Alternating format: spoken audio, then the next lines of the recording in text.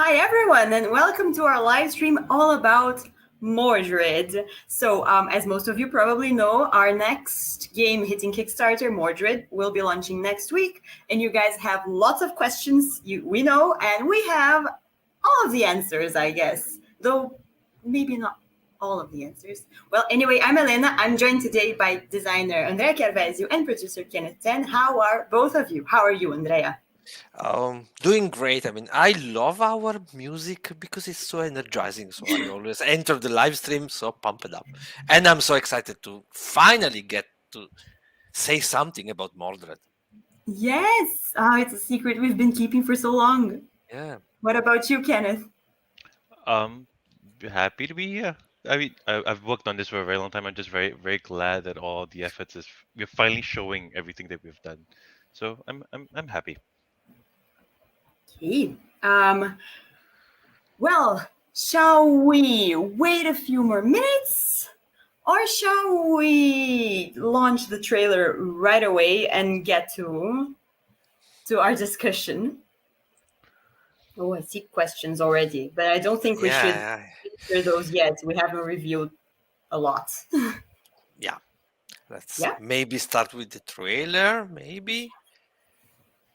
Okay.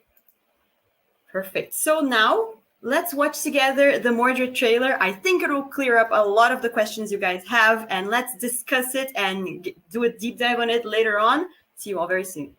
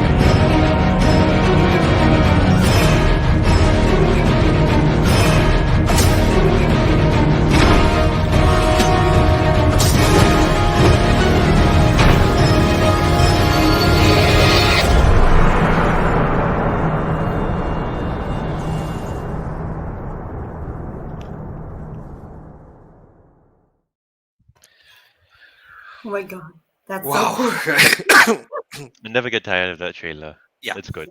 It's very good. It's so cinematic. I'm so excited.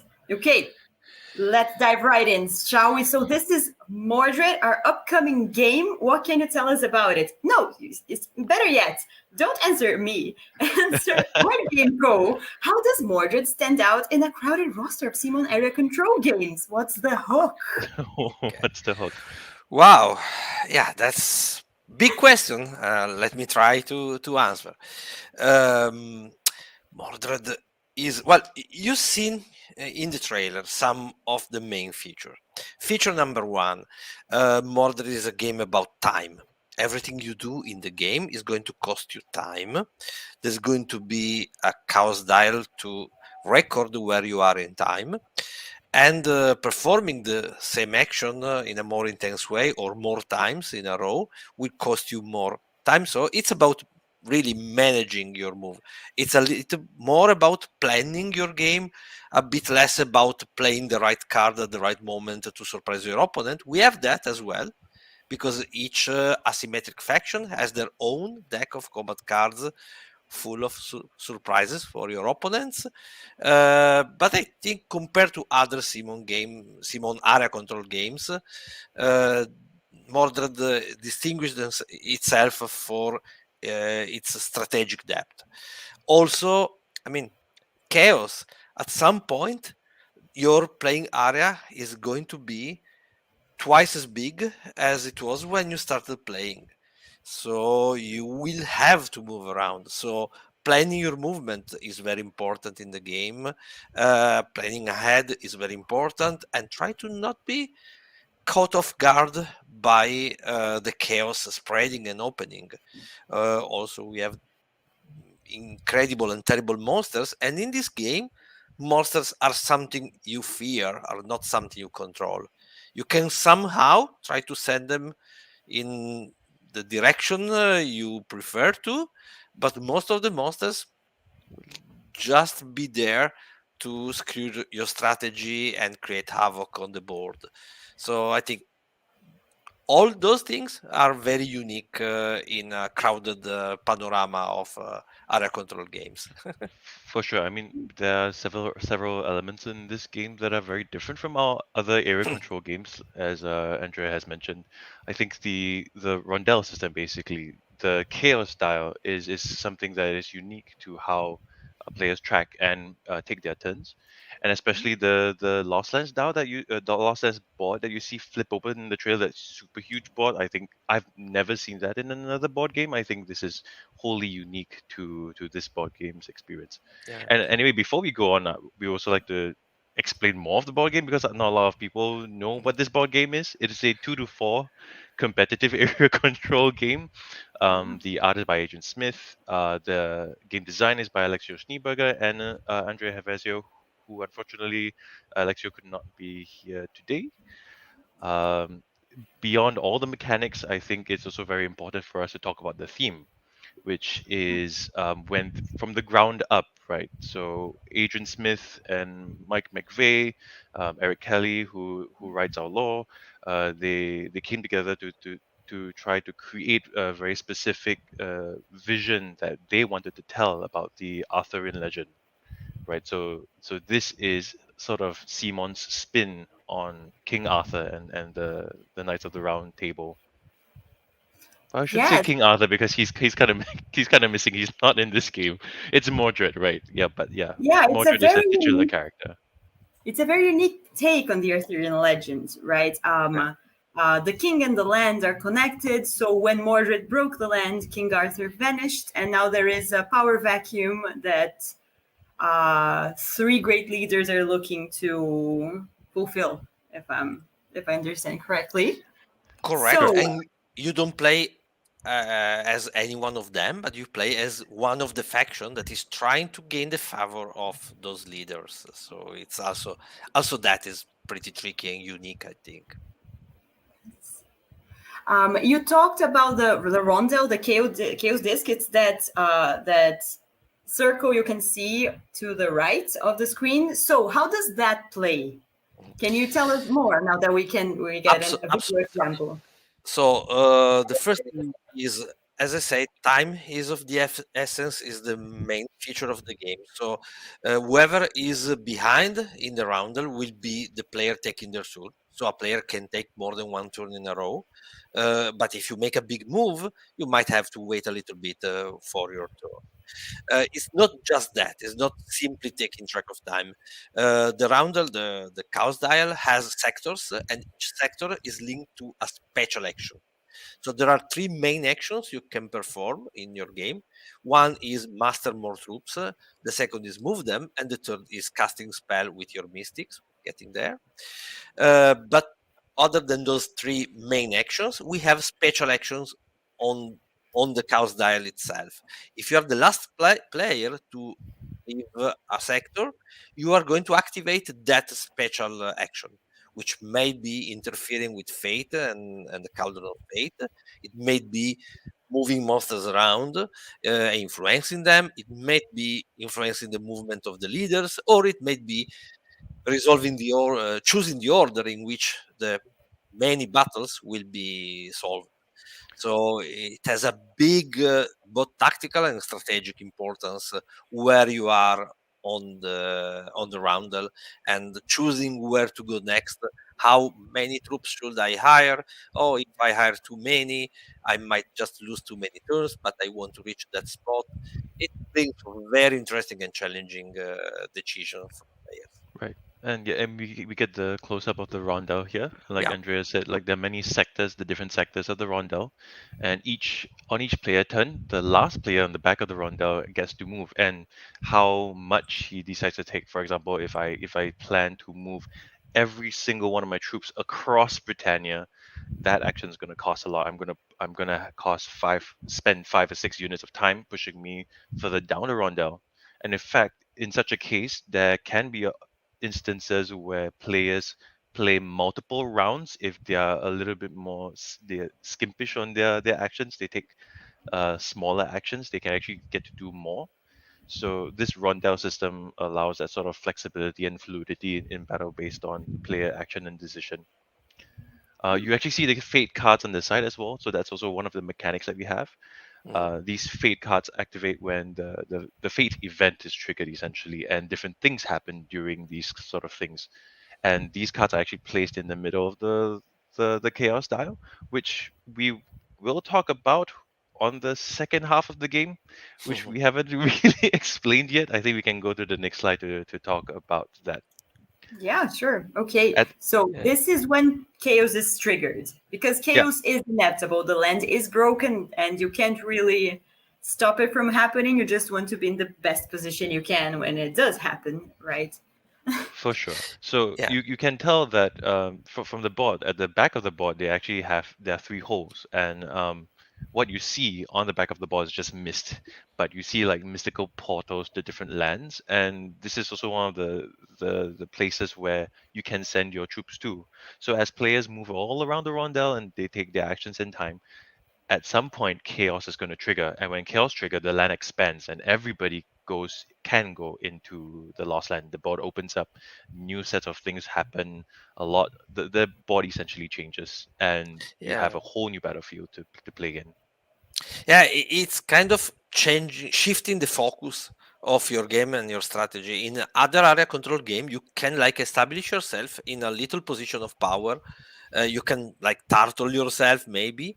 You can do that in Mordred because you're not going to gain the favor of the leaders, which will be moving to the Chaos Lands.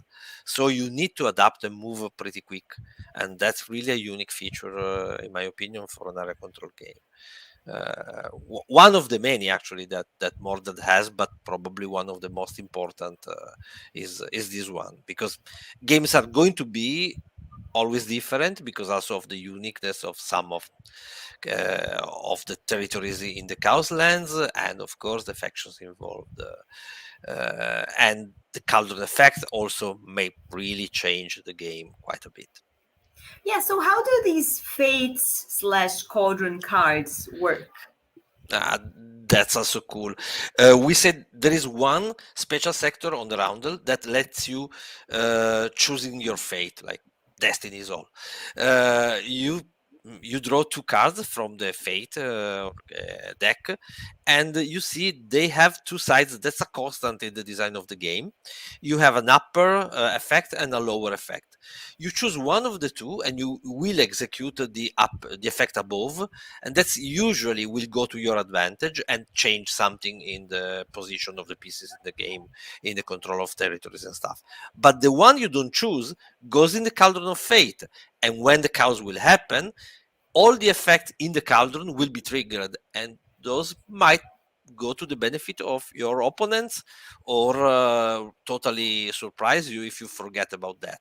And of course, if you never try to activate that special action, you have no idea what's waiting for you once the chaos opens, and that can be a disadvantage. So maybe you are in the lead in the first half of the game, and then the cauldron will uh, come and hinder your position of leader.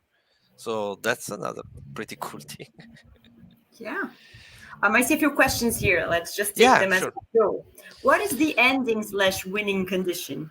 Yeah, As we mentioned, I think at the start that we're trying to gain favor from the three leaders of the land, which are Mordred, Merlin, and Morgana. So as they travel across the land, putting favors in different places, and players who dominate specific territories get to gain their favor.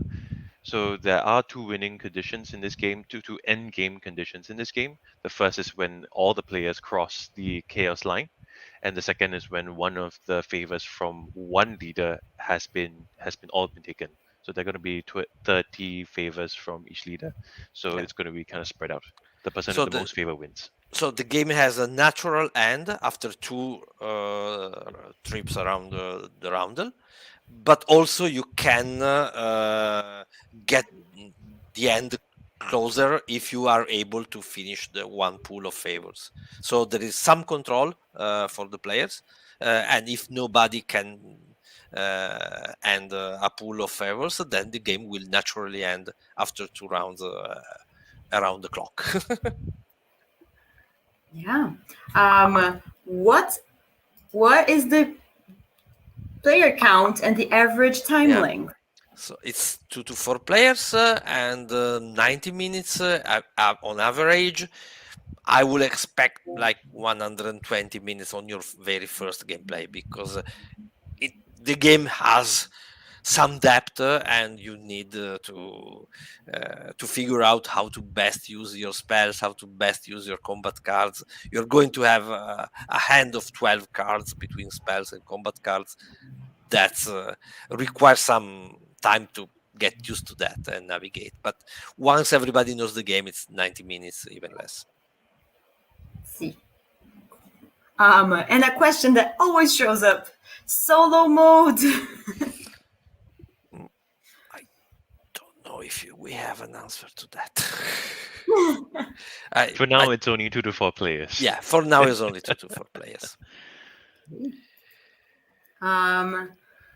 Okay, I see a few questions that we will address later on. So you talked about the winning condition being getting favor from the leaders. So let's talk about the leaders. So Morgana, Mordred, and Merlin are the three leaders you can swear fealty what, to, bend the knee to, interact with. or Yeah. to, I don't know. You kind of know. You kind of dabble in all three. Like you curry Oh. favor from each of them as the game progresses. So I probably end the game with maybe five from each of them. But yeah, these are the main leaders that we want to curry favor from, or at least gain favor from. Yeah, and I mean, you can like try to get. I mean, it's an advantage to be the player with the most favor of a single leader. On the other hand, it's not always easy. That will give you a special power linked to each one of them. So, like, Mordred powers are linked to movement, and Merlin powers are moved to bring new units into play, and Morgana, of course, is linked to the spells. I'm not Yeah, going any deeper than that. I mean, we also can mention that there are prerequisites. So you have to have Yeah. a specific amount of favor from each of them to gain that ability, and there are ways to lose favor in the game. Obviously, you can gain and lose favor. So once you lose beyond that threshold, you also lose that leader's ability for the remainder of the gameplay until you gain back that prerequisite favor. Yeah. A question about the chaos board. Would revealing the second board displace existing minis on the first board? Let me go back to this image. Yeah, not really. But when the chaos erupts, so you reveal the second board, the cars, so those mystical towers, become bridges. So you can move, but it's up to the players to spend march actions to move units from Britannia to the Chaos Land. So it will happen naturally, but it will be done by the player. It's not an automatic displacement of the units. It's one I more reason why you should be ready for that. and also in just to cover our bases, in case this question means something else, we have tested this extensively in the office. Flipping open the board will not move your miniatures. Okay, no, yeah, Just in case that's what the yeah. question meant. I'm not really sure myself. They don't fall down. No. No, they won't fall down. It does Also, not particularly, each of the holes actually only show a specific segment of the Lost Lands, and you require quite a lot of things. You require a mystic to use a spell card, and that costs time as well. Something that you Oh don't want to yeah, do earlier in the game, unless you want to gain the favor there. But yeah, so you send troops there, but they stay there for the remainder of the game until chaos opens. It is not in your best interest to send all your troops there to kind yeah. of Not too gather. early, at least not Yeah. too early. And yeah, we might not have mentioned that each faction has 3 different type of troops. Mhm. Each faction has a chief, a leader, basically. They have mystics and they have warriors. So warriors are like the backbone of the army. They will fight for you and often die for you. And the mystic will let you cast spells. They have unique ability in combat, but of course they might be less performing than the warriors during the fights. And the chief unit cannot ever be removed from the board, so it's like the focus of your strategy. Will be immensely helpful in combat, but it can only be in one territory at a time. So choose very well where to place your leader. Plus, chiefs are more often vulnerable to monster effects, so that's also one thing you want to take into consideration. How many factions so far? 4. Yeah, we'll get to that. But let's talk about the leaders first. Yeah. So, Morgana, Mordred, and Merlin. I don't think we've revealed all these miniatures yet. So let's take a good look at them because they do look amazing. Yeah. These are beautiful. So when we received the original art from Agent Smith, we sent them to Mike McVeigh to do sculpting. I followed these sculpts from the start, and these in particular were sculpted by hand. These were not 3D sculpts, so these are actual clay physical sculpts that you get. Merlin was sculpted by Patrick Mason, and Morgana and Mordred were sculpted by Remy Tremblay.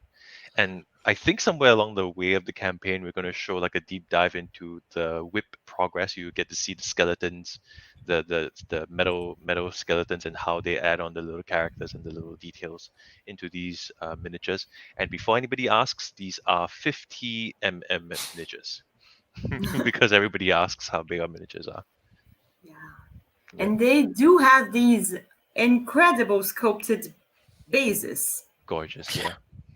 Amazing, and each of them also has their little details to what they are. You can see, actually, Merlin.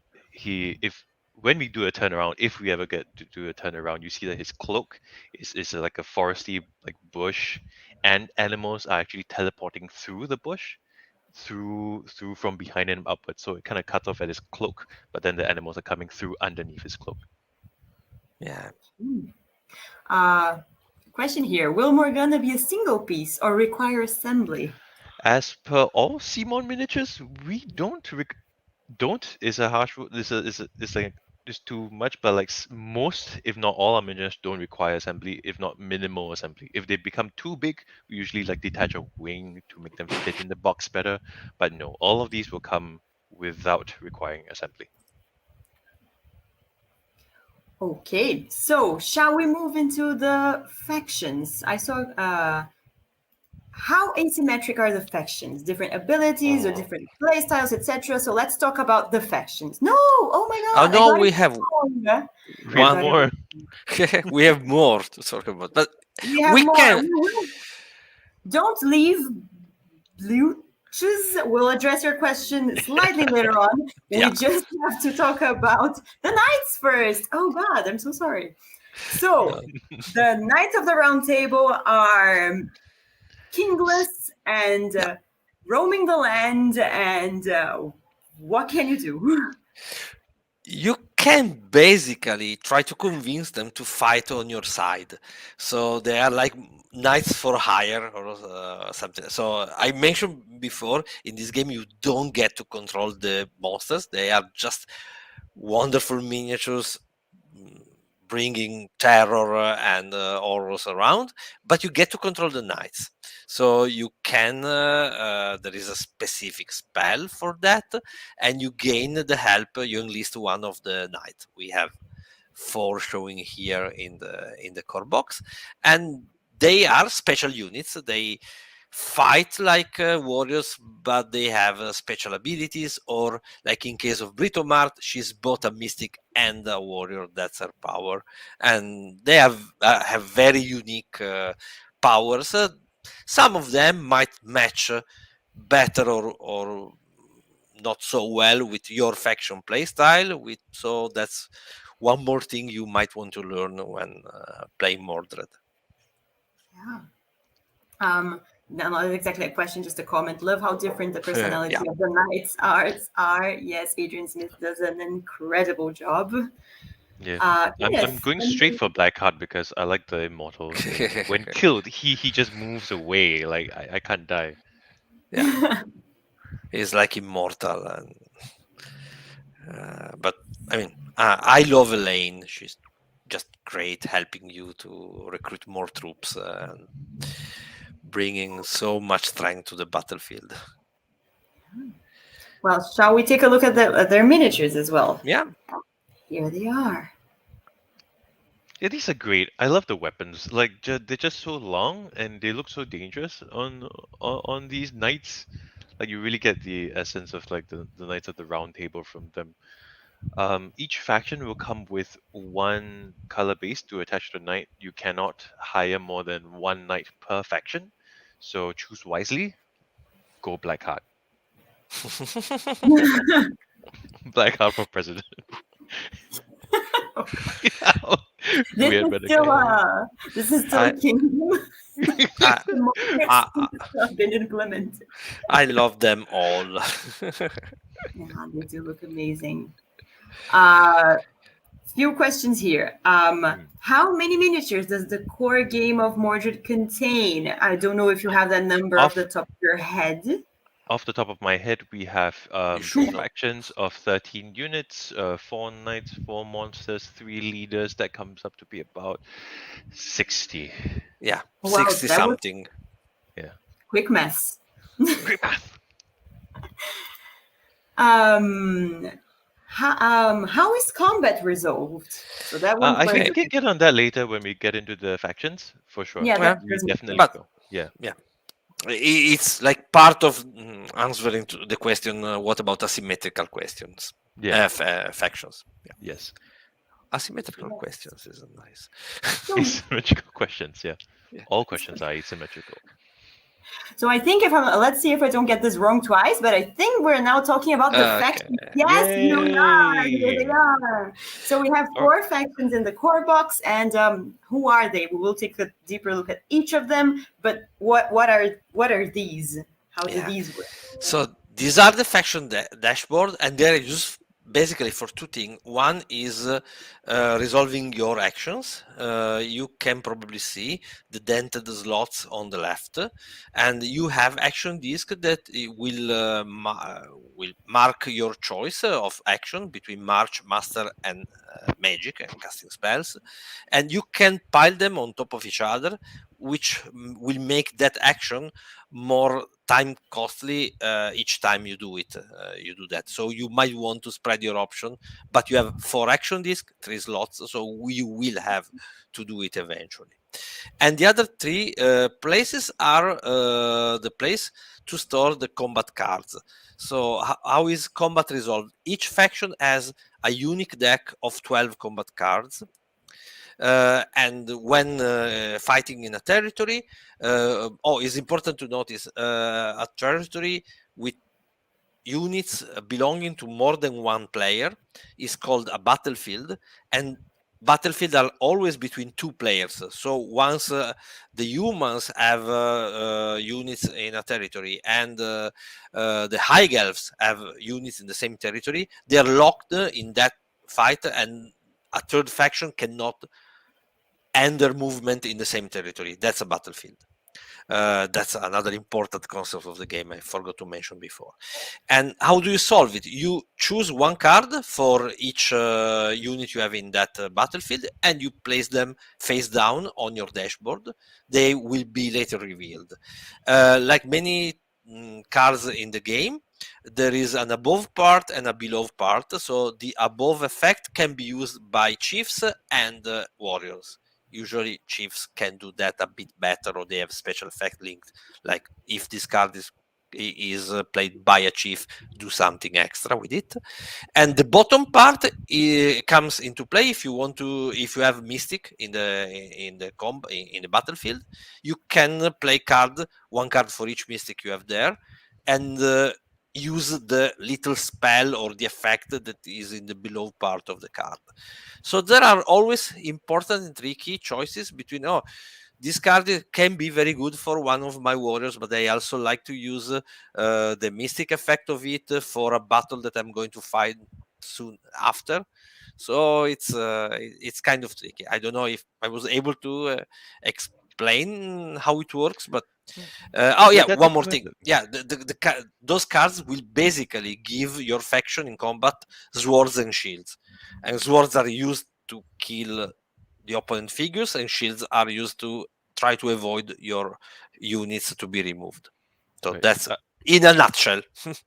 It is a very comprehensive. I think that was a lot of information. I think, Yeah. but to condense it, each of the factions have an entire deck that is unique to them. The skills, the combats, the spells, it's very unique. And each card, as you saw with the Fate card previously, are separated into two. It has a melee effect and the magic effect or the mystic effect.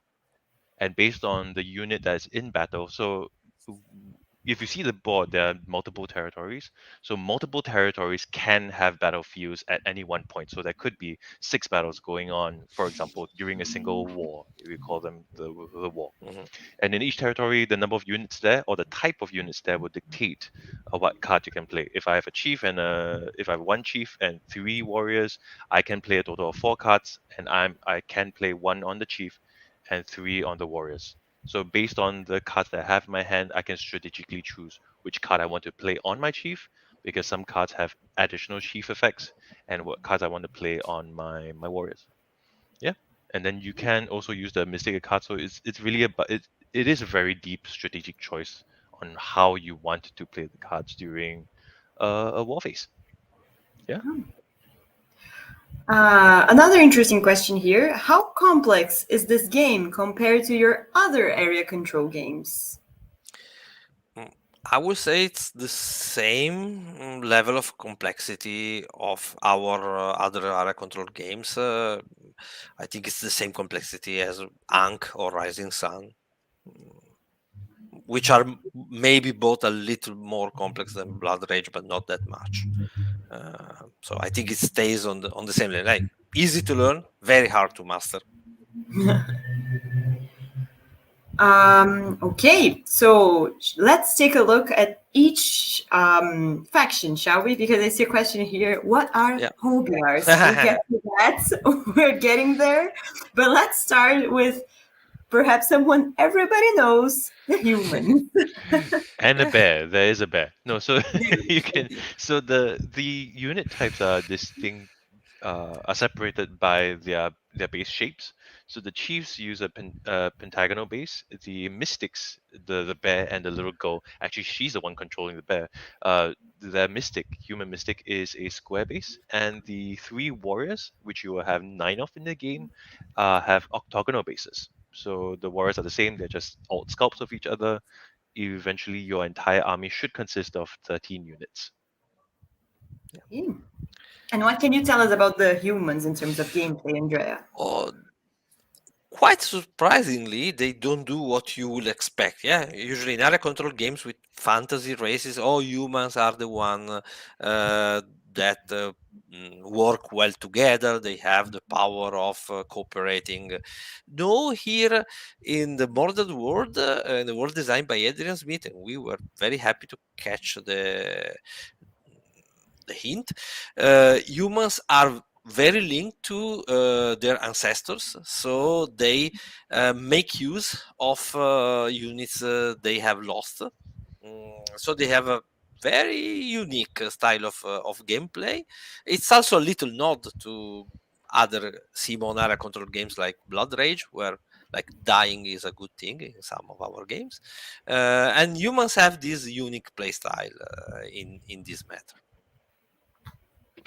Really cool. Love the bear. I don't know if you guys can see, not you guys, the people watching us, but there is a child in the bear's arms, and that is the human mystic.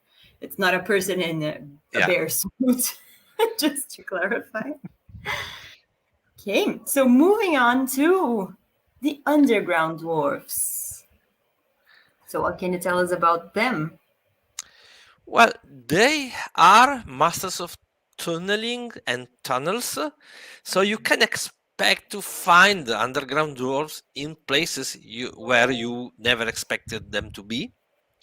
So their gameplay is based around about surprise movement.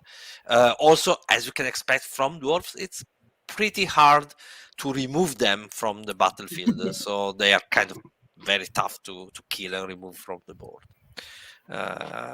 So those are like their two. I don't want to spoil too much. I mean, because part of the game is really try to find out how to shape your faction, because you start with this asymmetrical deck that Kenneth mentioned, and you have your own spells, but you will soon find out when you play the game that you don't have the time to cast all the spells you want. You don't have the time to summon all the units you want. So you have to make choices, and two games with the same faction can turn out to be very different according to the very first choices you made that can really shape your gameplay. It sounds like a metaphor for life. Don't have enough time to do all the things that you want to. I It's think I something saw. I love to put in my design, metaphors for life. Yeah, I think somebody asked how tall the Oh yeah. miniatures are. Yeah, I was going to not get that question here because these guys are probably No, not but the tallest. it's a fantastic question to ask at this point. I think so. The thing is that we expect to have a lot of miniatures on the board at one time. Not only do Yeah. you have the monsters, the leaders, each faction in the four-player game with 9 miniatures, you're going to have a lot of minis on the board.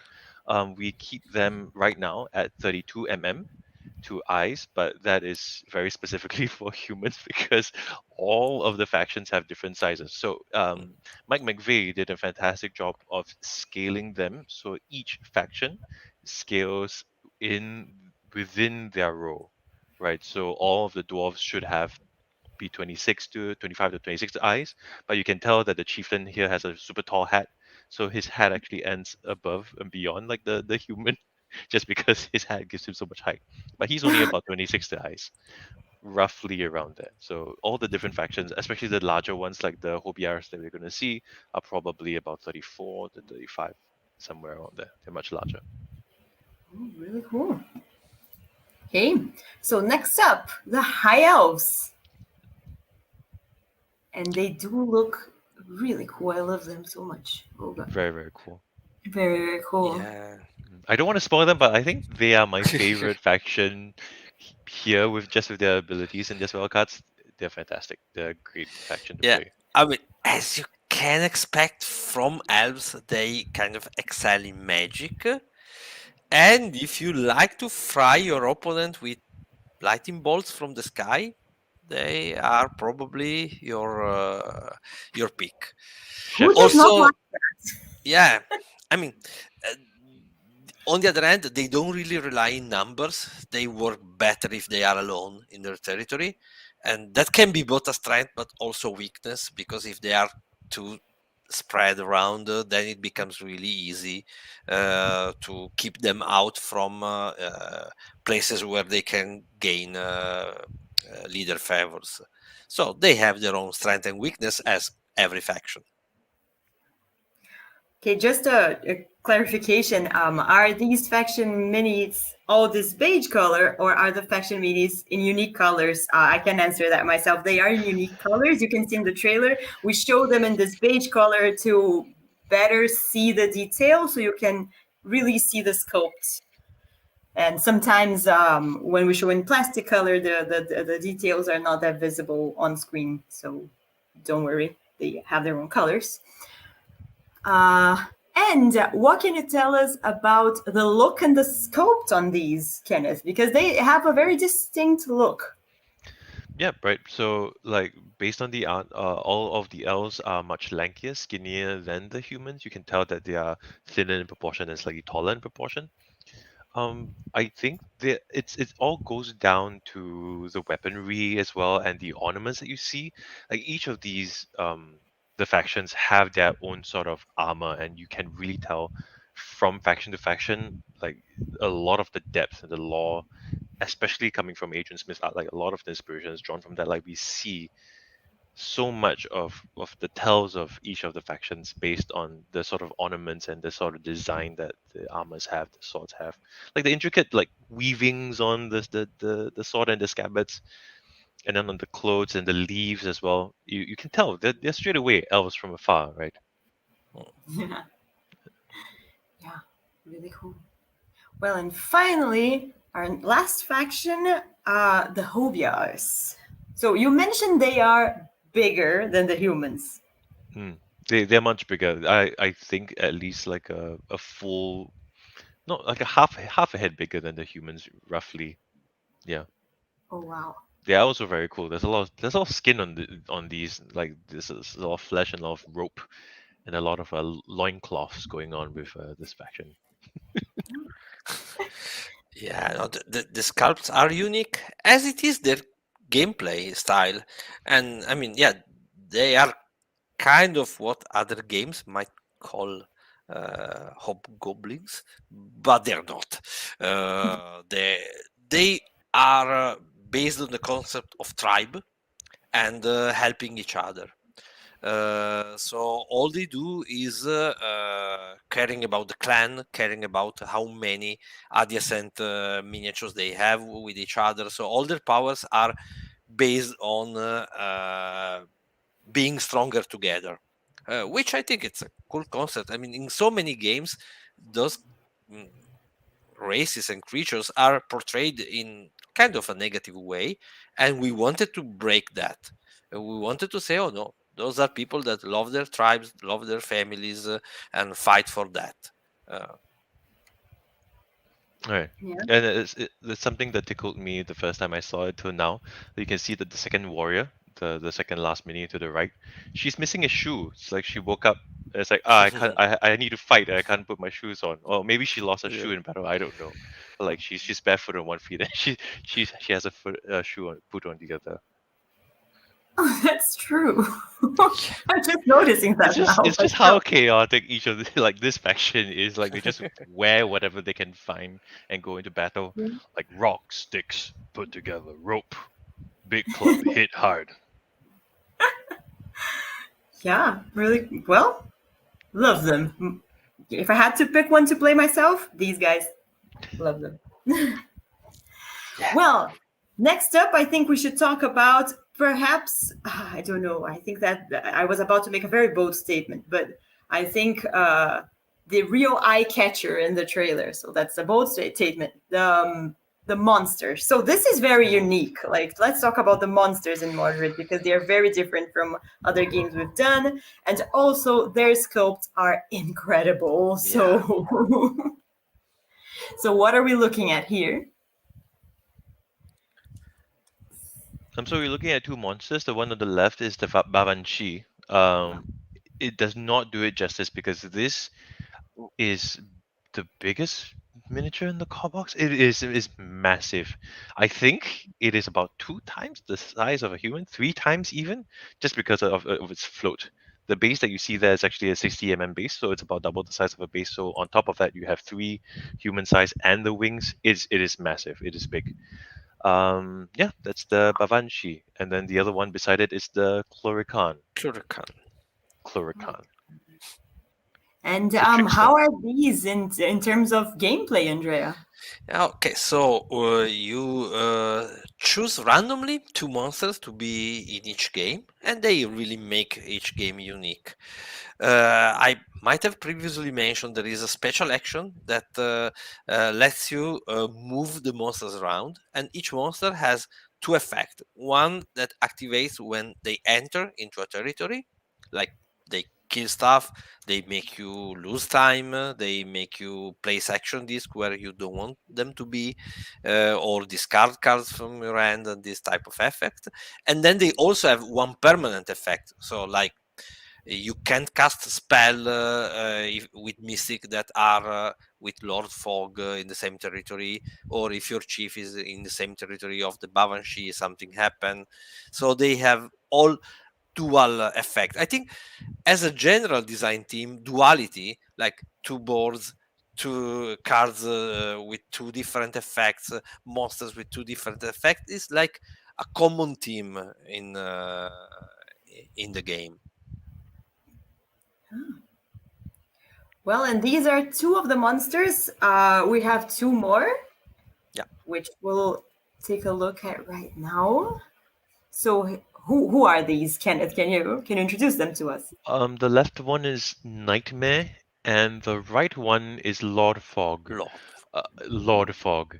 Nightmare is one of the things that I really we don't see in these sort of presentations is really the lore behind it.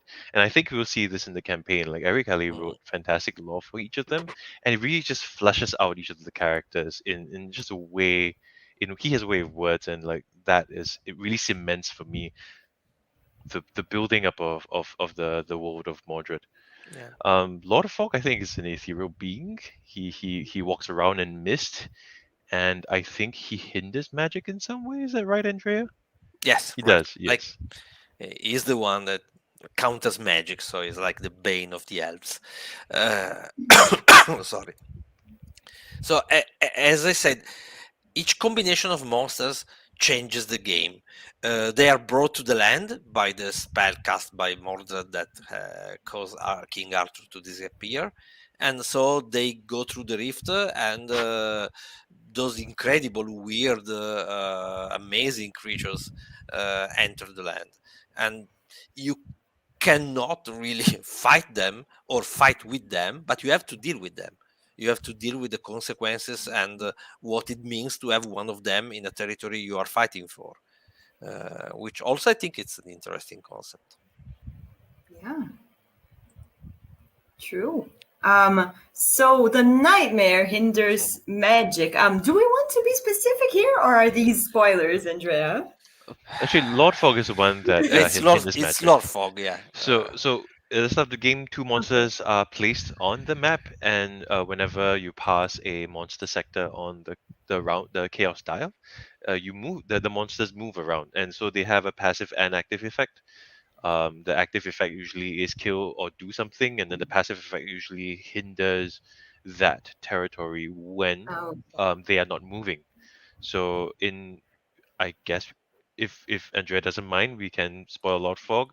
Yeah, Lord yeah, Fog's sure. passive ability in that territory, outside of its monster phase, is that no mystics can move into its territory. oh, I Hmm. see. So if you are a warrior-based faction, or you like your warriors, you're good against Lord Fog because he hinders the mystics and not the warriors.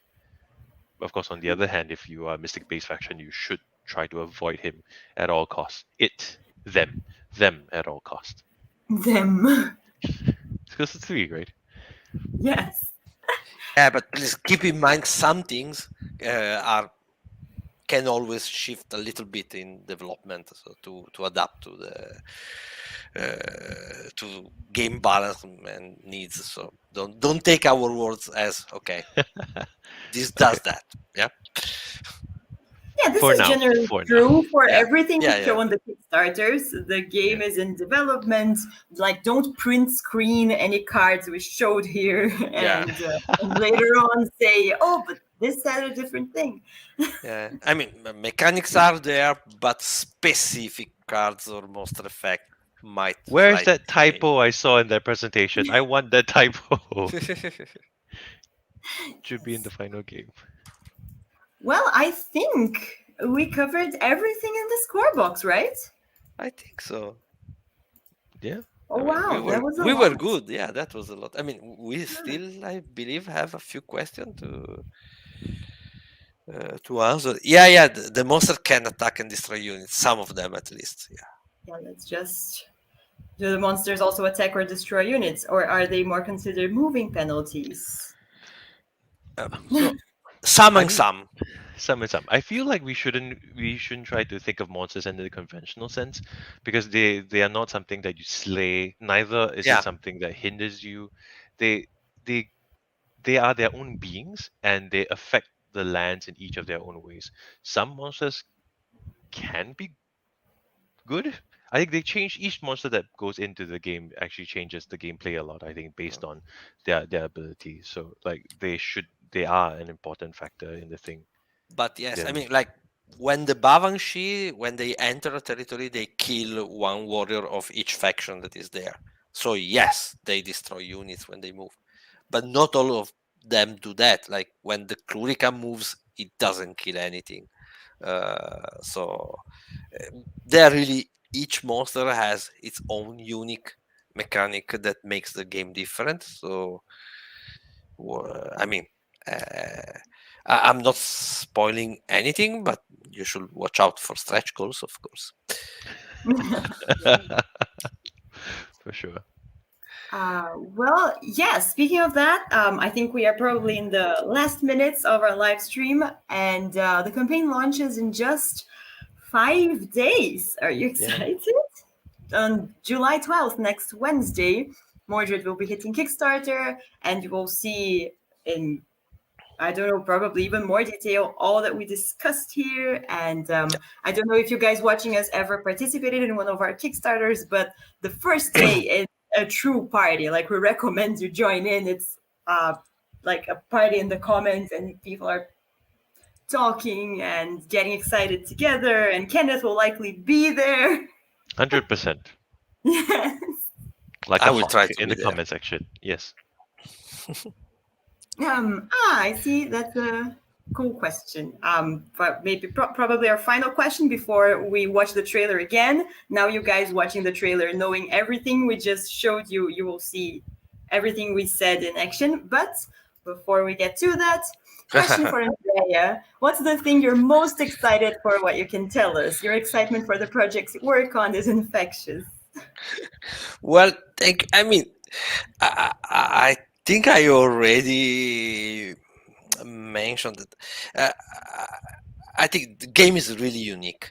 It's the way you have to navigate yourself through managing your time, making difficult choices, choosing which strategy to go with your faction, because each faction is unique, yes, but you also can shape it a little bit. And the fact that all those dual things, like your choices will have consequences. You might not see them now because it's your first game. Once you know the game, you know that moving that mystic on your second move has changed your whole game. It's somehow it's a multiplayer game of chess with area control and this time management thing. So it's, I mean, it's so cool. And all the other things I can't really talk about, so no. But I mean, I can wait for you guys to see like the more monsters that we have. I can say at least that, yeah, it's not a spoiler. Yeah. We have some monsters in the game, and everything else, no, my lips are sealed. But yeah. Uh, I remember a question on how many miniatures for each faction are on average in play. That changes a lot. It changed from the gameplay style of the gaming group. If you're going to fight a lot, it's probably not going to be more than four or five miniatures in play for each faction. Or if you are very, very bad at planning, you might find yourself with only two or three. But those are like, it doesn't happen that often. And also, it doesn't happen that often that you are able to recruit all the miniature you have. So, like the limit you have for your faction, it can happen, but it's like an achievement to bring all your miniatures in play. Usually you have to decide very well where your 5 to 8, 9 miniatures will be, and there are way more than 5, 9 territories. So where to send them, where to go, it's also very important. It's a great idea for an achievement sheet. Summon all faction units in a single game. It's like, yes, I summoned them all. I've Yeah, not done anything else. The game has ended. yeah, Achievement Like a unlocked. badge in a video game. yeah. Cast all your spells. Those are very difficult. Yeah, play all your combat. I mean, play all your combat card. That's doable if you want to fight a lot. Probably. Yeah. But yes, yes. We will write a booklet of achievement, I guess, sooner or later. Summon only one shoed units for the entire game. Well, guys, thank you so much. I think that's the time we had for today. I will play the trailer again before we wrap up. But any final words from you guys? Let's start with Kenneth. I just wanted everybody to see this campaign. It's gonna be typical Simon affair. It's gonna be a big first day review. It's gonna be a lot happening. I want everybody to see this game. It's a good game. I'm very happy for it. I mean, What about you, Andrea?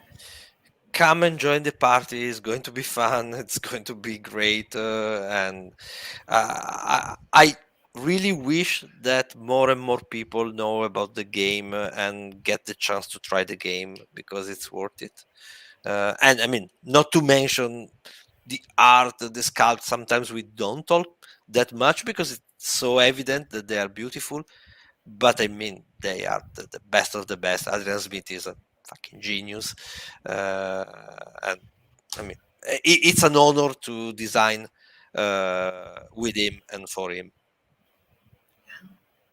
Well, thank you both for joining me. Thank you all for joining us. And let's watch this trailer and wrap up. And we hope to see you all on July 12th, 3 p.m. EST on the campaign. See you all soon.